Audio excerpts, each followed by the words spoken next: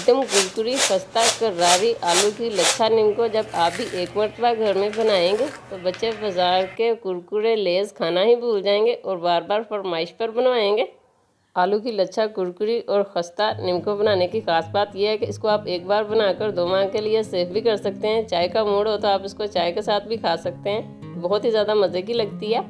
मेहमान आ जाएं तो उनको भी आप ये सर्व करें, वो खाएंगे भी और आपसे पैक करवा कर भी लेके जाएंगे और साथ साथ रेसिपी ज़रूर पूछेंगे। आलू की लच्छा नीमको बनाने के लिए कुछ टिप्स हैं जिनको आपने कंप्लीट फॉलो करना है, तो इंशाल्लाह ताला आपकी नीमको भी एकदम कुरकुरी और खस्ता बनकर तैयार होगी। तो बस फिर इसके लिए आपने वीडियो को कंप्लीट वॉच करना है। अगर आप भी घर में ही क्रिस्पी खस्ता आलू की नीमको बनाकर तैयार करना चाहते हैं तो बिना टाइम ज़ाये किए रेसिपी को स्टार्ट कर लेते हैं। 4 आलू मीडियम साइज़ के, इनके छिलके रिमूव करके हमने इनको पानी में डिप कर दिया था। अब हमने यहाँ पर एक ग्रेटर लिया है, इसके कुछ स्टेप हैं। ये स्टेप मोटा वाला है, हम आपको अभी इसका बारीक वाला स्टेप भी दिखाएंगे। यानी कि ये जो मोटा वाला, अगर आपके पास ये ग्रेटर है तो फिर आपने इससे ग्रेट करना है, और ये बारीक वाला इसे आपने ग्रेट नहीं करना, इससे बारीक लच्छे हो जाएंगे जिससे आपकी नीमको फ्राई होने के बाद ढीली पड़ जाएगी, यानी कि क्रिस्पी नहीं होगी। तो अगर आपके पास कद्दूकश है तो उसमें भी 2 स्टेप होते हैं। उसका जो बड़ा वाला स्टेप है उसमें आपने आलूओं को ग्रेट करना है। फिर बता रहे हैं कि रेसिपी को आपने कंप्लीट वॉच करना है। इंशाल्लाह ताला आपसे भी क्रिस्पी और खस्ता लच्छेदार आलू की नीमको बनकर तैयार होगी। तो मज़ीद थोड़ा सा आलू ग्रेट कर लेते हैं, फिर हम आपको नज़दीक से दिखाएंगे। और ये देखें, इस तरह से थोड़े से मोटे साइज़ का ये लच्छा तैयार होगा और इससे आपकी क्रिस्पी और एकदम खस्ता आलू की लच्छा नीमको बनकर तैयार होगी। इसी तरह हम तमाम आलूओं को ग्रेट कर लेंगे। आलूओं को ग्रेट कर लेने के बाद दूसरी अहम बात यह है कि आपने इनको अच्छी तरह से धोना है। 4 से 5 पानी से अच्छी तरह से धोएं, क्योंकि इनमें काफ़ी ज़्यादा स्टार्च होता है। तो कुरकुरी बनाने के लिए इसको आपने 4 से 5 पानी से अच्छी तरह तो लाजमी धोना है। धो लेने के बाद फिर एक कपड़ा ले लें, इसको बिछा लें चारपाई के ऊपर और इस तरह से आपने इसको फैला देना। आपने ये कोशिश करनी है कि अच्छी तरह से ड्राई हो जाए, क्योंकि इसमें हल्का सा भी पानी रहा ना तो जब आपने इसको फ्राई करना है, एक तो ये नरम पड़ जाएगी, दूसरा ये कि बहुत ही ज़्यादा बबल्स उठेंगे और ऑयल की छींटें आपके हाथों पर भी पड़ सकती हैं। तो इस बात का आपने ख़ास ख्याल रखना है।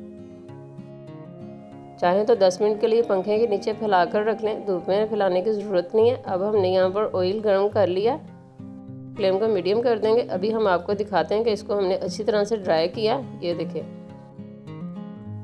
आप देख सकते हैं कि हाथ काफ़ी ज़्यादा नीट है। हमने आलूओं के लच्छों को अच्छी तरह से ड्राई कर लिया। तो अभी हम आपको एक आलू का लच्छा ऑयल में डालकर दिखाते हैं कि कितना गर्म होना चाहिए। ये देखिए, जैसे ही हमने इसको ऑयल में डाला ये ऊपर फ्लोट करने लगा।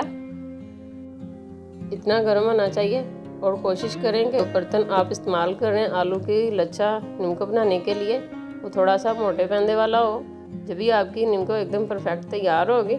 और एक ही बार में आपने बहुत ज़्यादा नहीं इसमें डाल देनी, क्योंकि आप देख सकते हैं वीडियो में कि इसमें काफ़ी ज़्यादा बबल्स उठ रहे हैं। और ना ही इस पॉइंट पे आपने इसमें आलू के लच्छे डालकर फ़ौरन से चम्मच चलाना स्टार्ट कर देना। जैसे ही बबल्स कम होंगे फिर आपने इसमें चम्मच या फिर फोर्क वगैरह का इस्तेमाल करना है, क्योंकि गर्मा गर्म ऑयल में जाते ही आलू के लच्छे थोड़े से सॉफ्ट हो जाएंगे। जैसे फ़ौरन से चम्मच चलाएंगे तो ये टूटना स्टार्ट हो जाएंगे। इस दौरान आपने फ्लेम को मीडियम टू हाई रखना है। अगर बहुत ज़्यादा हाई कर देंगे ऑयल में जाते ही आलू के लच्छों पर कलर आ जाएगा, जिससे आप इनको फ़ौरन से निकाल लेंगे और ये सॉफ्ट हो जाएंगे, क्रिस्पी नहीं बनेंगे। आप देख सकते हैं कि जैसे ही इसमें बबल्स कम हुए फिर हमने इसमें चम्मच चलाया, साइडों को चेंज करेंगे और एक फोर्क की मदद से हम इसको चारों तरफ से हिलाएंगे ताकि एक जैसा कलर आए।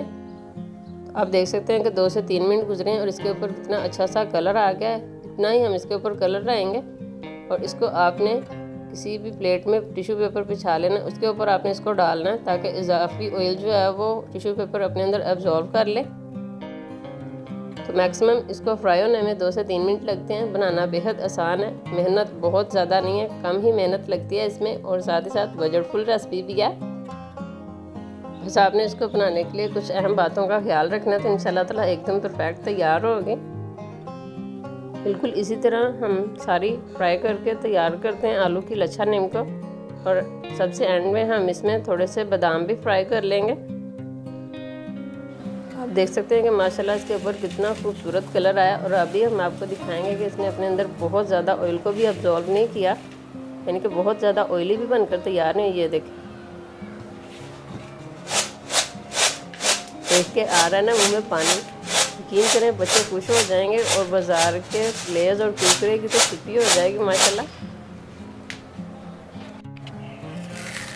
क्योंकि माशाल्लाह ये एकदम क्रिस्पी और खस्ता बनकर तैयार हुई है। अब हम इसका एक मसाला तैयार करेंगे, वो भी मिनटों में। 1/4 टीस्पून नमक डालेंगे एक बाउल में, थोड़ा सा हम ज़ीरा डाल लेंगे। साथ में हम इसमें 1/4 टीस्पून ही काली मिर्च का पाउडर डाल देंगे। 1/4 टीस्पून हम इसमें शामिल करेंगे भुना कुटा ज़ीरा। साथ में शामिल करेंगे 1/4 टीस्पून ही चाट मसाला। वैसे तो आप चाहें तो इसमें खाली चाट मसाले का ही यूज़ कर सकते हैं, लेकिन ये मसाला एक बार बनाएंगे ना तो यकीन करें ये मज़ीद मज़े की हो जाएगी। और ये लें जी, 1 मिनट में हमारा ये मज़ेदार मसाला भी तैयार हो गया। अब हमने जो निम्को तैयार किया इसमें डालकर अच्छी तरह से इसको मिक्स कर लेंगे। निम्को डालकर साथ में हम इसमें डाल रहे हैं बादाम और काजू। तो हम यहाँ पर काजू और बादाम यूज़ कर रहे हैं। ड्राई फ्रूट में आपके पास जो अवेलेबल हो आप शामिल कर लें, वरना आप इनको स्किप भी कर सकते हैं, कोई मसला नहीं है। अब हम इसको अच्छी तरह से मिक्स करते हैं और फाइनल लुक में आते हैं, जिसको आपने बिल्कुल भी मिस नहीं करना। माशाल्लाह अल्हम्दुलिल्लाह तैयार है जी, बहुत ही कम बजट और कम मेहनत में हमारी आलू की लच्छा क्रिस्पी खस्ता निम्को। तो बस फिर एक बार बनाएं, 2 माह के लिए सेव करें और जब दिल करे आप इसको खाएं, चाहे चाय के साथ इसका मज़ा लें, बच्चों को भी बनाकर खिलाएं। उम्मीद करते हैं आज की हमारी ये रेसिपी इंशाल्लाह ताला आपको बहुत ज़्यादा पसंद आएगी। रेसिपी पसंद है तो प्लीज़ उसको लाइक और शेयर ज़रूर करें अपनी फैमिली और फ्रेंड्स के साथ। खुश और आबाद रहें, हमें भी अपनी दुआ में याद रखिए। फिर मिलेंगे किसी नेक्स्ट रेसिपी में। अल्लाह हाफिज़।